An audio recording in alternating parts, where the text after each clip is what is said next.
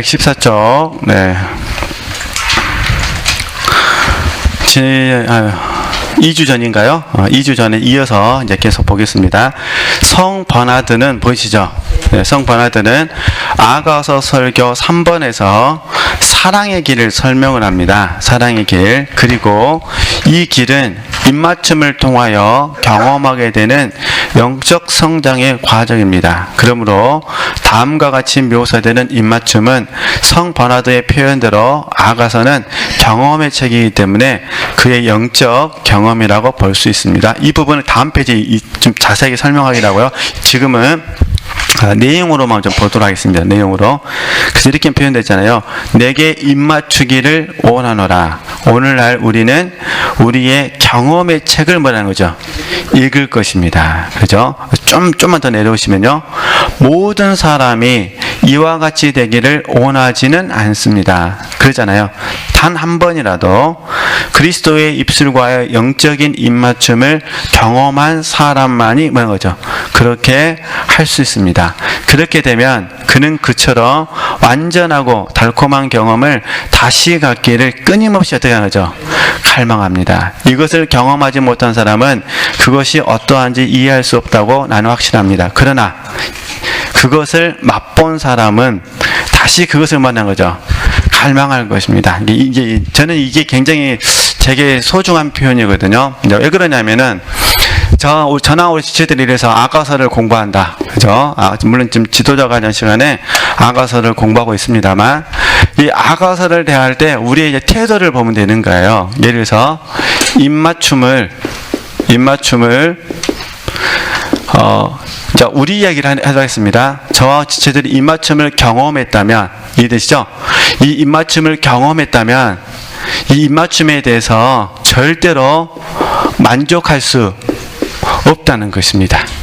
그럼 이제 중요한 부분이잖아요. 근데 마찬가지로 우리가 영적인 것도 그렇다는. 이게 여행 같은 경우는 한 번으로 충분할 수가 있는데, 여행은 그러나 사실 우리가 이 영적인 추구는 절대로 한 번으로 만족할 수 없다는 겁니다. 그러니까 우리가 주님과 우리 지체들에게 혹시 입맞춤에 대한 경험, 이게 좀 어렵다면 그냥 생명을 하겠습니다.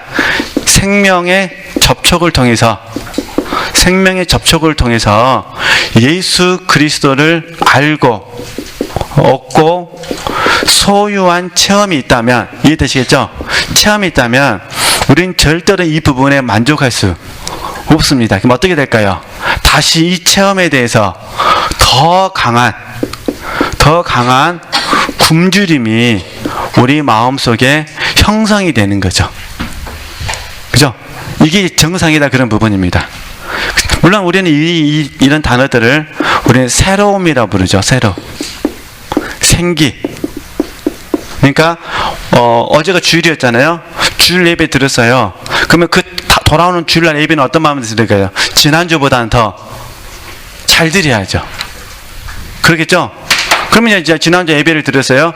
그 다음 주는 어떻게 돼요? 그 다음 주는 더 잘 드려야죠. 그러잖아요. 그럼 뭐 더 잘 드린다는 건 어떤 뭘 하자는 의미가 아니라 저와 여러분의 마음이 새로움을 의미하는 거죠. 그러잖아요. 그러듯이 주님에게 딱 특별히 이 생명의 접촉, 사랑에 딱 접촉이 되어지면은 이 사랑은 우리 마음 속에서 떠날 수가 없습니다. 그 사랑이 생명이 우리로 계속해서 어떤 거죠? 더 나은 생명을 추구하게 한다, 그런 부분입니다. 네, 저는 그래서 이 대목이 되게 좋아요. 멈출 수가 없다, 그런 부분입니다. 그러시겠죠? 우리 지체들도 좀 이런 좀 증세들이 좀 있었으면 좋겠어요.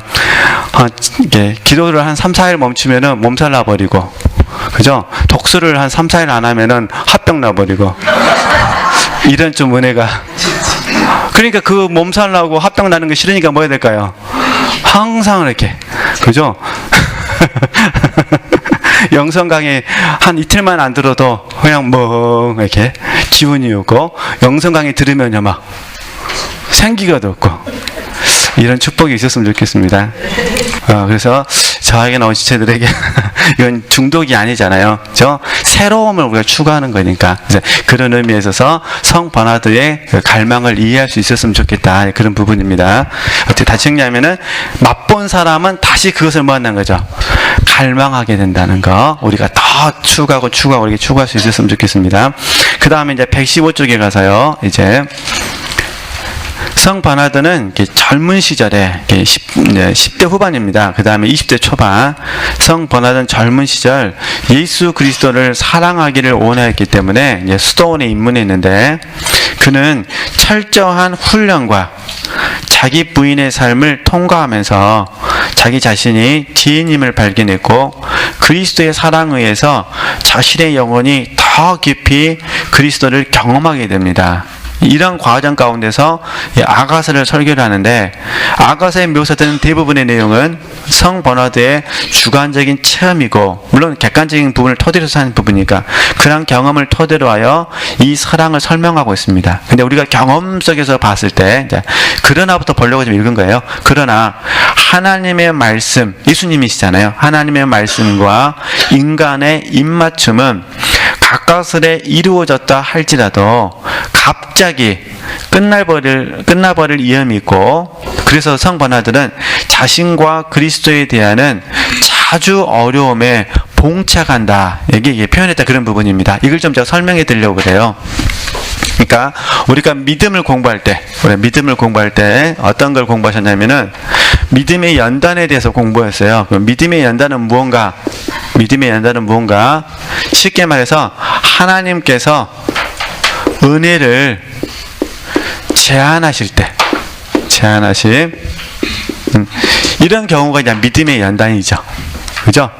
하나님께서 은혜를 제한하심. 그죠? 그러니까 어느 누구나 이 믿음의 연단이 있다는 겁니다. 그러면 하나님께서 은혜를 제한하실 때 믿음의 연단이라면, 그러면 하나님께서 은혜만 제한하시는 것이 아니라 때로는 어떻게 했습니까? 사랑도 제한하시겠죠. 어떤 경우에는 임재를 제한하시겠죠. 그러잖아요. 그러면 이제 말씀과 연결하면은 깨달음도 제한하시겠죠. 그러잖아요. 그러면 더 이게 사랑의 달콤함도 제한이 되겠죠. 그러잖아요. 자, 이걸 잘 이해해 주셔야 됩니다.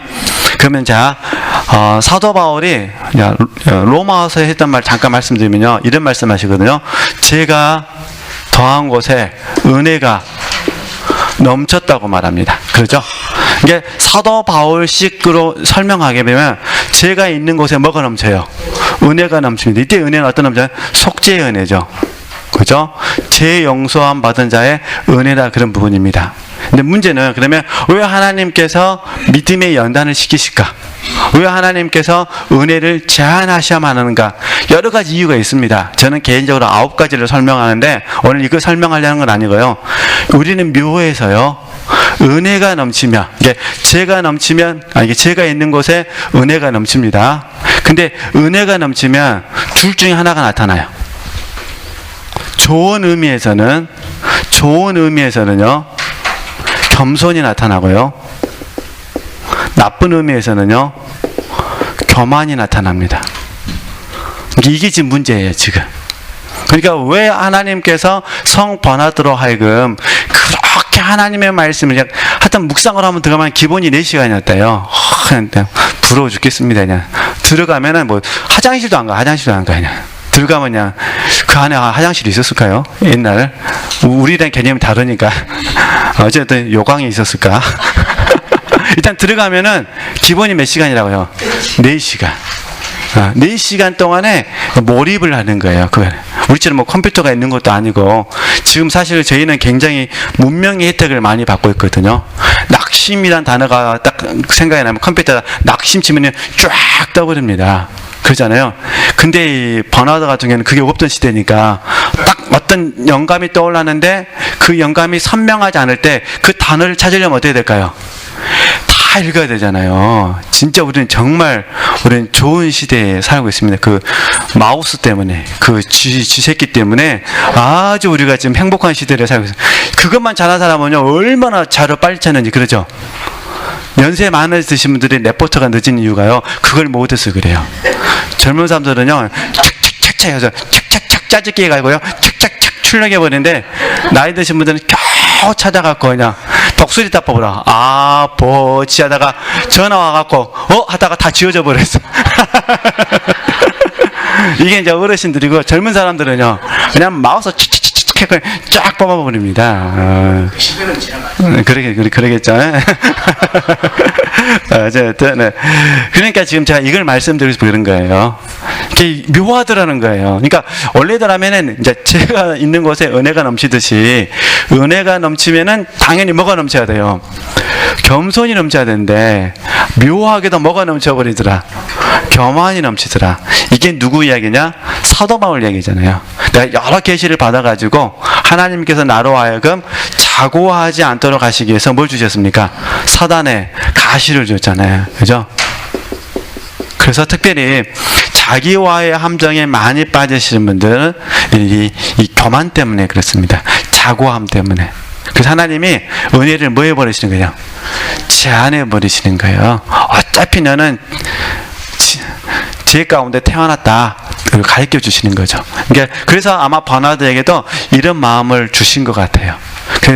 하나님의 특별한 은혜죠. 그리고 이 믿음의 연단을 통과를 받으면 어떻게 되느냐? 그럼 한 단계 영적으로 진보에 있는 자기 자신을 발견하게 되죠. 그럼 이제 이것도 은혜잖아요. 은혜를 깨달았습니다. 그러면 이런 과정 속에서 은혜가 더해지면 어떻겠습니까? 겸손해진다고 그랬잖아요. 그럼 이건 뭘 가르쳐 주냐면, 은혜의 목적에 대해서 관심을 갖게 만듭니다. 은혜의 목적에 대해서. 이 겸손은 은혜의 목적을 알게 하는 거죠. 은혜의 목적. 왜 그 은혜를 주셨는지. 이제 이런 과정 속에서 우리가 객관적 구속사에 눈을 뜨게 되는 거죠. 그러니까 이렇게 하시고, 저는 그래서 버나드의 이 짧은 표현이지만은 이 표현을 되게 개인적으로 이렇게 좋아하고 흠모하는 이유가, 한번 맛을 봤으면 거기서 절대 멈춰서는 안 되거든요. 더 깊은 세계를 갈망할 수밖에 없다. 그렇잖아요. 주님과의 그 말씀으로 인한 그 달콤함을 경험했다면 그 다음에는 얼마나 더 많은 달콤함을 줄 것인가. 그죠?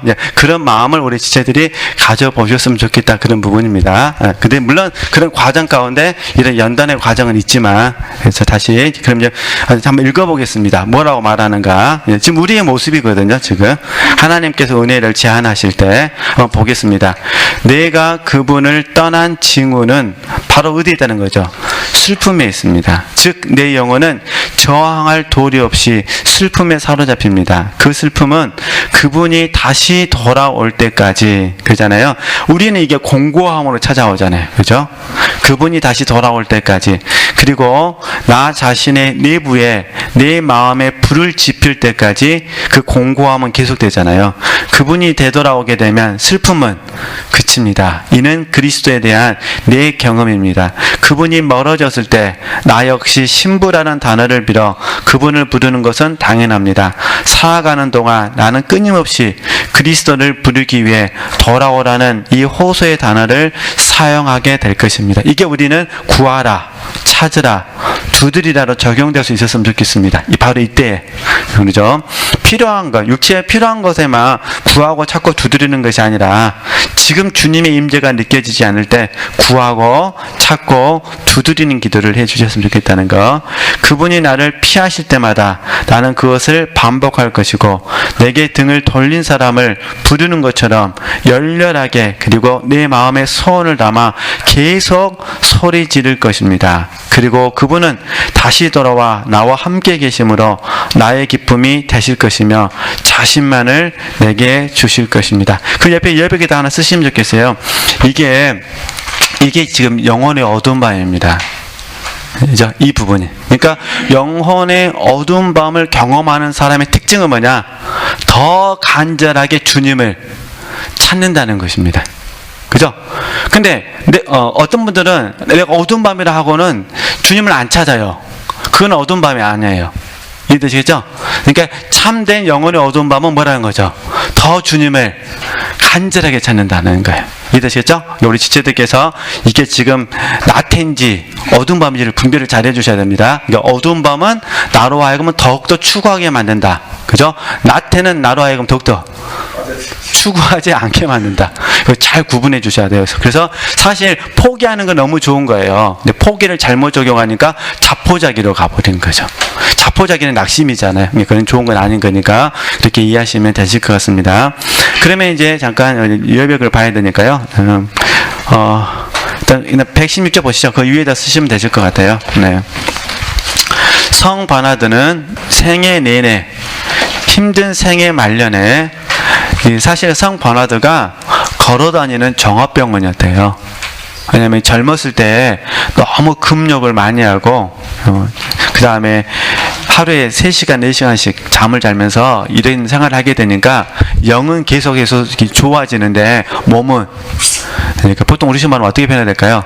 하여튼 약골 그래가지고 걸어다니는 종합병원이다 그러더라고요. 칼빈도 걸어다니는 종합병원이고 그랬다고 그러는데 어쨌든 네, 그런 와중에 이제 이게 힘든 생에 말려있는 게 그런 부분이죠. 좀 가로하면 몸살나고 좀 가로하면 몸살나고 이렇게 힘든 생에 말년에 자신을 사랑하시는 그분을 끊임없이 추구하였고 계속해서 아가서를 설교하였다, 그런 부분입니다. 그럼 여기서 이제 하나 위에 여백에 쓰셔도 되시고요, 뭐 안 쓰시고 그냥 마음에 새기셔도 되실 것 같습니다. 자, 제가 이제 뭘 말씀드리고 싶냐면은 사도 바울하고 디모데하고 좀 차이점을 좀 설명해 드리려고 그래요.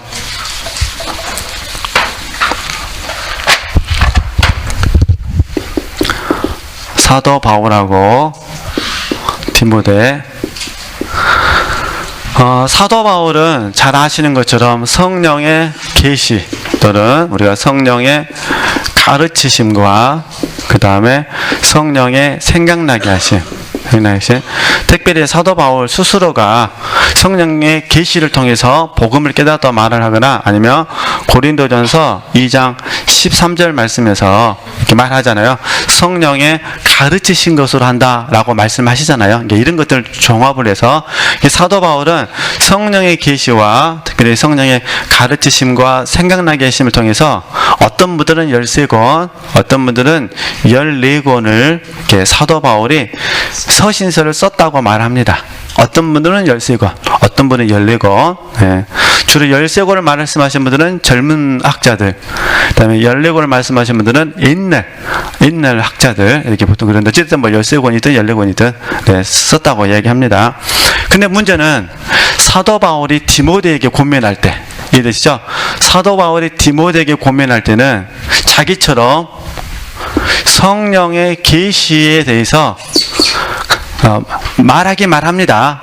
은사를 사용하라고 말하니까. 그러나 제가 드리고 싶은 부분은 그렇게 강조하지는 않는다는 겁니다. 이해되시겠죠? 다시, 자, 이걸 잘 이해해 주셔야 돼요.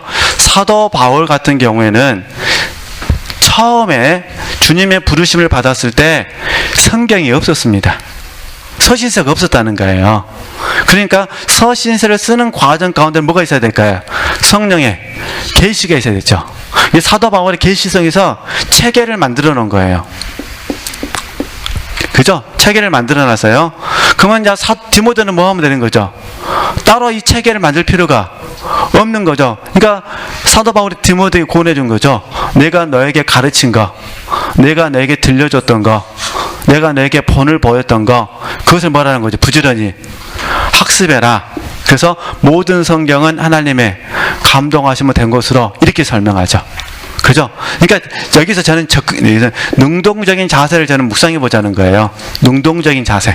혹시 하나님께서 저나 우리 지체들로 하여금 믿음의 연단을 시키신다면, 그죠? 믿음의 연단을 시키신다면 어떻게 해야 될 거냐? 저는 우리 지체들이 사도 바울과 같은 태도보다는 디모데와 같은 태도를 취하시는 것이 좀 더 바람직하다고 생각합니다.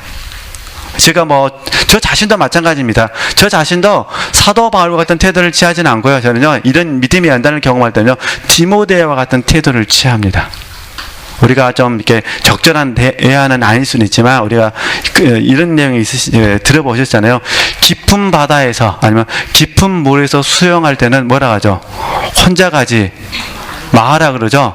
왜 그러죠? 위험하니까. 그러죠? 저와 여러분이 사도 바울이 아닌데, 그러죠?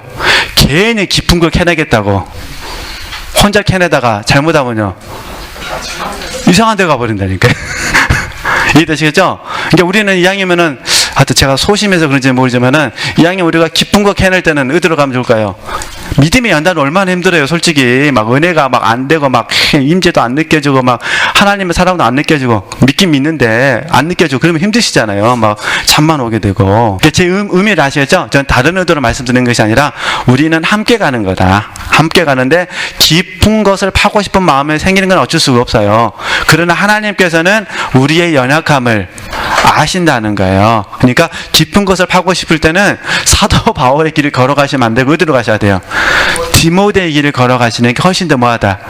안전하다, 그런 부분입니다. 아, 그러니까 능동적이라는 부분에서 봤을 때, 그죠? 우리가 혹시 믿음의 연단을 겪는다 하더라도 적극적으로 우리가 하나님께서 우리에게 주신 교재들을 우리 지체들이 사용할 수 있으셨으면 좋겠다, 그런 부분이에요. 혹시 물질로 인해서 어려움을 겪는다면 물질과 영성 교재를 보시고, 영혼의 어두운 밤이 찾아온다면 영혼의 어두운 밤과 관련된 책을 보시고, 믿음의 어려움을 느끼신다면 믿음에 관한 책을 보시고, 성령에 대해서 더욱더 알고 싶으시다면 성령론을 가지고 공부하시면 되시고, 이해되시겠죠? 이렇게 공부하시는 것이 제가 들으신 부분은 훨씬 더 뭐하다? 안전하다, 그런 부분입니다. 이렇게 해서 특별히 깊은 것을 이렇게 캐는 과정 가운데 문제가 뭐냐면은, 마귀가 우리를 속인다는 데 있습니다. 깊은 것을 캘 때. 그리고 우리 마귀가 어떻게 속이냐? 우리를 부추겨가지고, 부추겨. 너 대단해. 부추겨가지고요, 교만하게 해버립니다. 그래서 깊은 것을, 영적으로는 아닌데, 마귀에게 속아가지고 스스로 깊은 세계에 들어갔다고 생각하는 사람들은 반드시 열매가 교만으로 나타납니다. 그래서 판단과 정죄가 의외로 많이 있을 수 있습니다. 다른 사람을 바라보면서 무시하거나 비웃거나 이럴 수 있다는 그런 부분입니다. 그래서 절대 조심하셔야 될 부분. 그래서 어쨌든 저나 우리 지체들이, 자, 이게 사도 바울과, 그래서 사도 바울의 디모데 글자에 부지런히 학습하라 그러잖아요. 진리의 말씀과 내가 줬던 선한 교훈으로 양육하라 그러잖아요. 그러니까 진리의 말씀과 사도 바울이 들려준 진리의 말씀과 그 말씀을 가지고 순종하면서 깨달은 디모데가 깨달은 어떤 자기 자신의 실제와 함께 맞물려서 멘티들을 도와주면 되는 거잖아요. 이런 의미에서 봤을 때, 저나 우리 지체들이 믿음의 연단의 과정이 있다 하더라도 우리가 능동적으로 하나님 앞에 더 우리가 학습하는 자가 되었으면 좋겠다, 그렇게 말씀드리고 싶어서 이렇게 이제 예를 들어봤습니다. 어차피 하나님께서 다 연단하시니까 그 연단을 잘 받으셨으면 좋겠습니다. 네. 그 다음에 계속 볼까요? 네. 네. 그 다음에 이제 성화의 영성. 여기서부터 이제 구체적으로, 이렇게 발, 손, 입술, 이게 뭘 의미하는지 번화대 작품을 통해서 한번 같이 이제 읽어보겠습니다. 물론 이제 대충 내용을 지체들이 다 알고 계셔요. 그러나 이제 버나드가 들려주는 이야기를 한번 같이 나눠보자, 그런 부분이니까요. 네. 그러면 제가 읽어가면서 하겠습니다. 성 버나드의 영성의 두드러진 특징은 성화의 영성인데, 그런 여러 가지 용어들을 사용하여 성화를 이야기합니다. 그 중에 하나가 입맞춤의 단계인데, 보도록 하겠습니다. 네. 첫 번째 입맞춤이 발의 입맞춤입니다. 발. 자, 첫 번째가 발. 네. 발. 그래서 일단은 여기 나온 대로 쓰고 설명해 드릴게요. 발의 입맞춤인데, 이거는 구도, 회개, 기도 생활. 그죠? 구도, 회개, 기도 생활. 네. 그 다음 두 번째 입맞춤은 손의 입맞춤으로서 묵상과 관상에 의한 하나님께의 영적 접근을 나타내는 것으로서 영혼의 밝아짐, 곧 영적 조명의 단계를 의미한다. 그죠? 묵상과 관상. 네. 손, 묵상과 관상. 쉽게 말해서 조명. 네. 자, 그럼 당연히 발은 정화가 되겠죠? 자연스럽게 정화, 조명이 되는 거니까.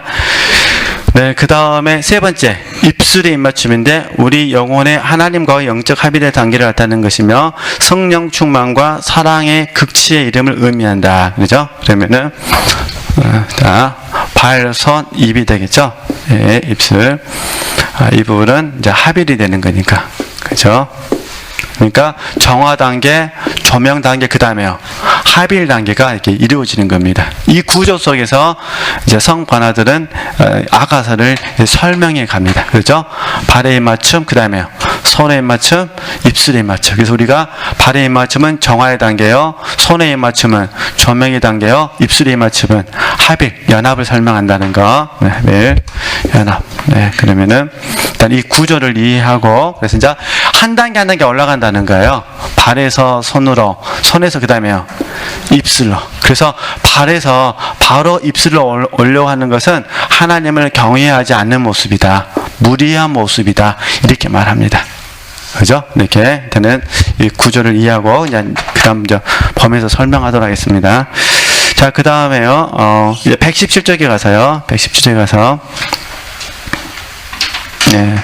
그러면서 이 입술의 입맞춤을 설명하는 이 과정 가운데 약간 그 좀 작은 데 써진 부분 있죠. 작은 데 써진 부분은 먼저 행복한 회개자처럼 보이시죠. 이게 누가복음 7장에 나오는 막달라 마리아입니다. 막달라 마리아. 근데 여기에 학설도 많아요. 지금 발의 입맞춤의 이미지는 누가복음 7장입니다. 죄 많은 여인이죠. 누가복음 7장에서는 죄 많은 여인이 나오거든요. 근데 전통 교부들은 이 죄 많은 여인을 막달라 마리아로 봤습니다. 뭐 요즘은 또 이렇게 안 보는 경우도 있긴 있는데, 그냥 성경대로 그냥 죄 많은 여인으로 보자 이렇게 하기도 하는데, 보통 교부들은, 그래서 이제 어거스틴이라든가 아니면 이렇게 버나드라든가 루터 같은 경우도 이 죄 많은 여인을 막달라 마리아로 보거든요. 그래서 이제 뭐 누가복음 7장 내용 잘 아시니까 그 부분에서 누가복음 7장에 나오는 지혜 많은 여인이 예수님의 발에 입맞추게 되잖아요. 그러니까 이게 좀 정한데 이렇게 이해하시면 됩니다. 이 지혜 많은 여인이 예수님을 사랑해서 입맞추는 건 맞는데 본질적으로는 지혜 많은 여인은 예수님을 통해서 자기 자신의 회개니까 죄를 깨달았다는 거예요. 그죠? 그러니까 발의 입맞춤이라는 부분은 내가 예수님을 사랑해서 입맞추는 건 맞지만, 그러나 1차적으로는 자기 자신의 죄가 깨달아져서 죄로 인해서 발에 입맞췄다는 거죠. 이해되시죠? 그래서 여기에 구도란 무슨 말이냐면은 추구하는 거, seek, 추구하는 거. 구도라는 거는 추구하는 겁니다. 그래서 구도자에 들거든요. 추구자의 예배거든요. 추구, 구도란 말은 이렇게 추구하는 거. 그 다음에 회개 이해되시겠죠? 그러니까 우리가 그러잖아요. 우리가 예수님을 바라보면 어떠세요? 우리가 지금 말고 초창기 때 예수님을 묵상할 때마다 어떤 마음이 드셨어요? 예수님 묵상할 때마다 내 죄가 많이 깨달아지셨잖아요. 아주 초창기 때 한번 생각해 보시면 되죠. 그죠? 주님의 십자가 생각만 해도 뭐였습니까? 그냥 내가 죄인임을 깨달아가지고 눈물이 주르륵 나셨잖아요. 그죠? 그거 똑같은 거잖아요. 그죠? 그죠? 그 다음에 기도 생활. 그러니까 점점 이게 정화가 되는 거죠. 점점 자기 자신이 발에 입맞추는 이 과정이 많아지면서 점점 구도와 추구하는 마음이 많아지게 되고, 회개가 점점점 순수해지고, 그 다음에요, 기도 생활이 더 잘 되어지겠죠. 그렇죠? 그 부분이 발에 입맞춤이다. 그런 부분입니다. 언제까지 해야 되느냐? 주님께서 손을 내밀어 주실 때까지 해야 된다. 이렇게 말합니다. 손을 안 내밀어 주시면요, 더 해야죠. 그러죠? 그 말이에요, 그 말. 근데 스스로 생각했을 때 나는 이제 충분해. 난 충분히 죄 용서 받았어. 라고 생각하고 벌떡 일어나가지고 주님 손을 잡으려고 해서는 안 된다. 그런 부분입니다. 여기 이제 대표적인 걸 우리 연상할 수 있는 게 밀양이라는 영화에서 마지막 부분이잖아요. 그죠? 하나님이 나를 다 용서해 주셨으니까 당신이 나 용서 안 해도 난 상관없다. 그런 오만한 모습이 보이는 거잖아요. 이게 실제로 많은 분들이 이렇게 신앙생활 가능성이 많죠. 주님이 나를 용서해 주지 않았는데 내 스스로가 용서받았다고 생각하고 벌떡 일어나서 뭐 하는 거죠? 주님 손을 잡으려고 그래요. 주님과 친해지려고 한다는 거죠. 근데 주님께서 이런 분들을 친하게 하실 수는 없는 거죠. 그렇죠? 네, 그거 생각하시고 한번 읽어보도록 하겠습니다. 네. 같이 한번 읽어볼까요? 네. 먼저 행복한 회개자, 그 부분 같이 읽도록 하겠습니다. 시작. 먼저 행복한 회개자처럼, 막달라 마리아처럼 발에 입맞춤이 있었습니다. 오 불행한 영혼이여, 그대는 위 회개자의 본보기처럼 더 이상 불행하지 않기 위해 자신을 낮추는가. 땅에 엎드려 그리스도의 발을 안아 입맞춤으로 즐겁게 하고 눈물로 그 발을 적시십시오. 이것은 그리스도의 발을 씻기 위함이 아니라 당신 자신을 씻기 위함입니다. 내 죄사함을 얻으리라는 용서의 말씀을 들을 때까지 수치와 슬픔의 눈물로 범벅이 된 당신의 얼굴을 들지 마십시오. 이해되시겠죠? 여기까지? 네, 그러니까 우리가 주님의 발에 입맞춘다는 그 광경을 묵상한다면 여전히 우리 안에서는 죄성이 발견되어진다는 겁니다. 그래서 또 주님께서 우리에게 죄사함을 얻었나고 확신을 주신다는 거죠. 그다음 계속 보겠습니다. 감히 보다 더 높고 거룩한 축복의 단계로 접근하기 이전에 나는 갑자기 가장 높은 곳에 도달하기보다는 그것을 향해 점차적으로 나아가기를 원합니다. 이게 겸손과 자비입니다. 점차적으로 나아가기를 원합니다. 이게 겸손을 배우는 것이고 주의 자비하심을 배우는 과정입니다. 네. 그래서 계속 읽겠습니다. 발의 입맞춤에서 입의 입맞춤에까지 이르는 상승은 길고 어려우며 전자에서 곧바로 후자에게로 나아가는 것은 경외의 결핍을 보여줄 것입니다. 다 설명드렸고요. 아직 방금 묻은 흙먼지의 흔적이 남아 있는데도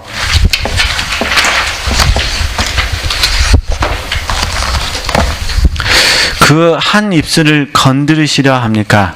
어제 겨우 그 흙구덩이에서 끌어내어졌는데 오늘 그의 얼굴의 영광을 버려 하십니까? 그럴 수는 없다. 지금 그 이야기를 하는 겁니다. 그래서 그 부분들이 좀 내용이 나와 있으니까 그 참고해 주시면 되실 것 같습니다. 그래서 좀만 더 내려오시면요.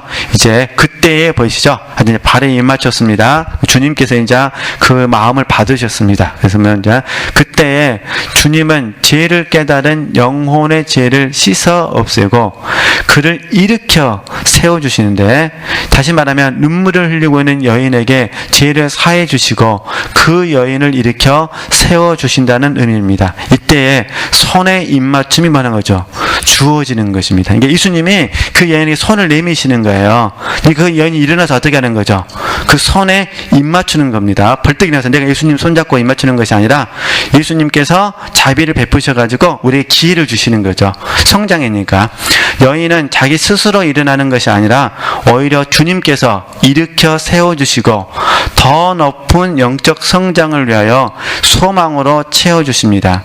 그때의 영혼은 이 은사를 받음으로써 주님의 손에 입맞추게 되고, 손의 입맞춤은 영적 조명의 단계를 나타내며 절제의 은혜와 회개에 합당한 열매로서, 이는 뭐라는 거죠? 헌신을 의미한다. 절제의 은혜와 회개에 합당한 열매. 그렇죠? 절제, 회개, 그 다음에요 헌신. 이 부분이 이제 시작이 되는 겁니다. 여기서 완성되는 것이 아니라 절제도 시작이 되고요. 그 다음에 회개에 합당한 열매입니다. 회개에 합당한 열매가 시작되고요. 그 다음에 헌신도 이 부분에서 시작이 되는 거죠. 그죠? 그러니까 이렇게. 그래서 어쨌든, 그래서 이제 결국 손에 입맞춤이 되면은 이제 묵상, 관상, 저명 써놨는데 다 아시는 부분인데, 일단 잠깐만 좀 복습 잠깐만 하도록 하겠습니다. 어렵게 생각하지 마시고요. 잠깐만 이렇게.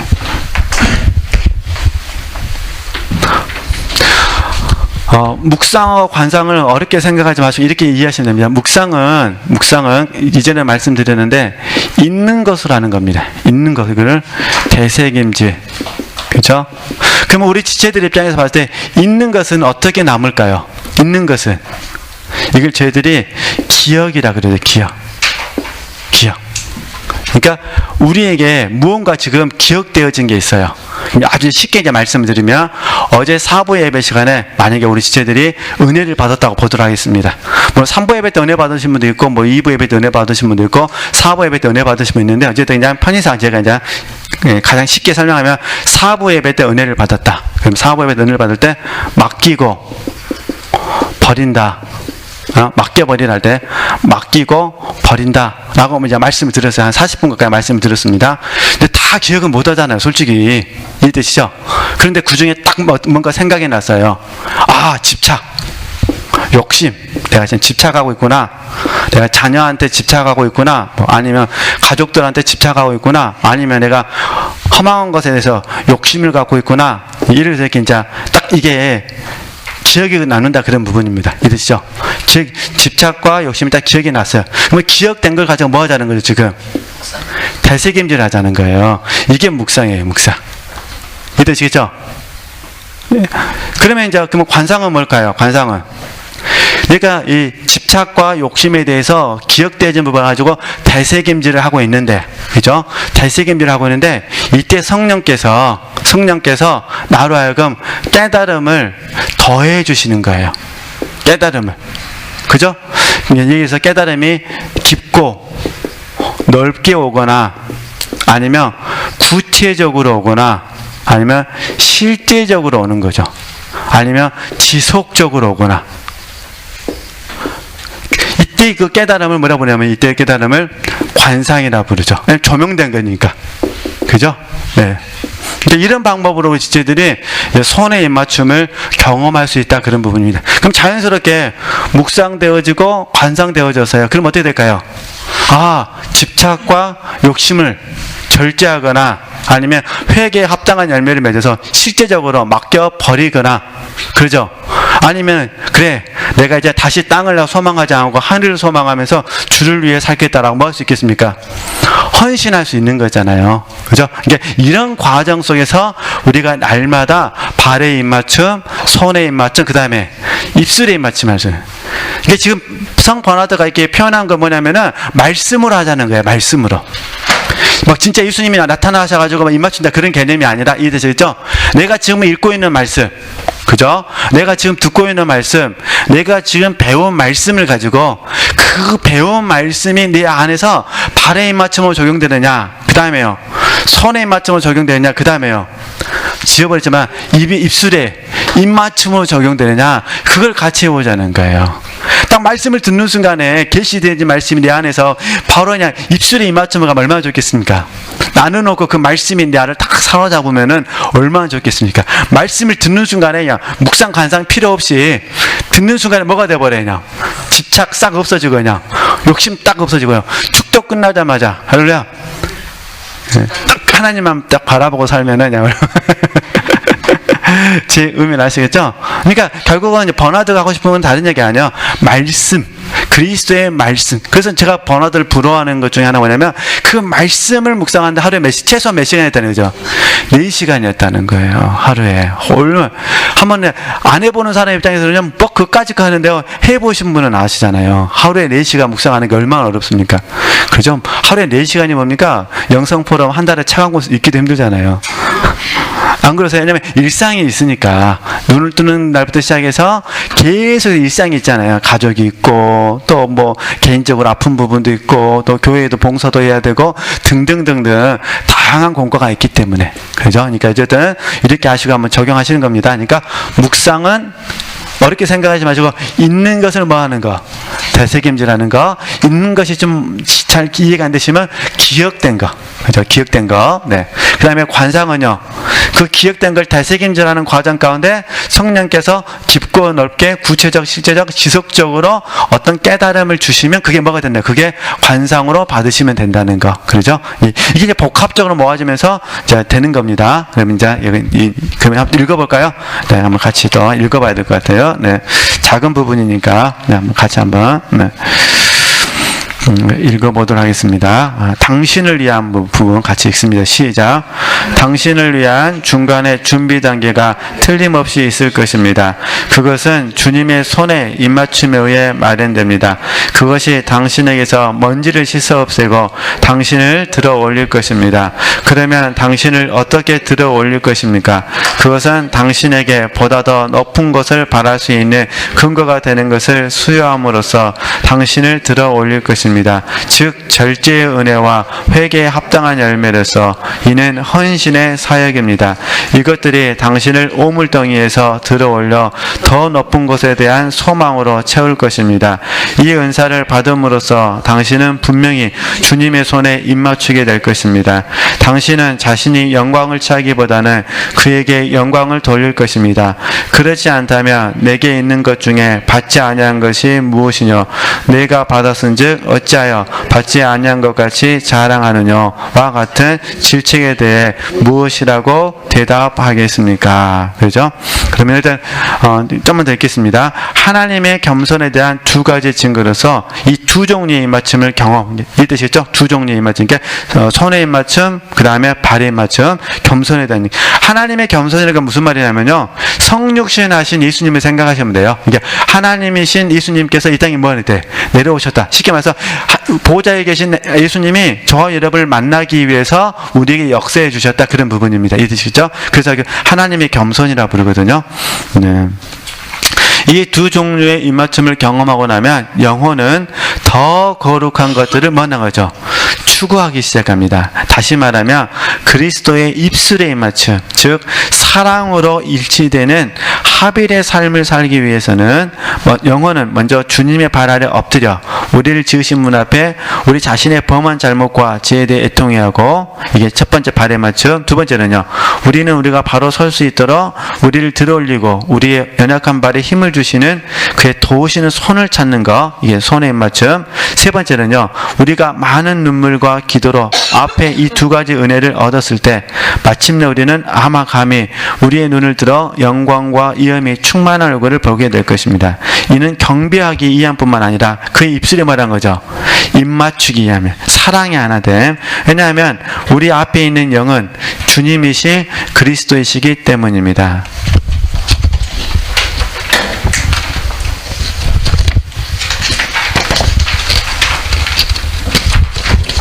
거룩한 입맞춤으로, 거룩한 입맞춤으로 그리스도와 합일되는 가운데 우리는 그의 놀라운 겸손을 통해, 그죠? 그와 한 영이 됩니다. 그죠? 우리는 그의 놀라운 겸손, 그러니까 하나님이 우리에게 나타내시는 것을 겸손이라 표현합니다. 하나님이 우리에게 찾아오시는 거. 그래서 성 버나드는 이 간절한 영적 경험과 그리고 이 경험이 지속적으로 이루어질 수 있도록 기도로 끝을 맺습니다. 잠깐 쉬었다가 좀 읽어야 될 것 같아요. 좀 더우신 거 덥고 막 피곤하신 것 같으니까 잠깐 쉬죠. 잠깐 쉬었다 이 부분을 좀 더 보충하도록 하겠습니다. 지금 55분이니까요. 10분에 만나실까요? 네, 너무 피곤하셨는데 10분에게 뵙도록 하겠습니다.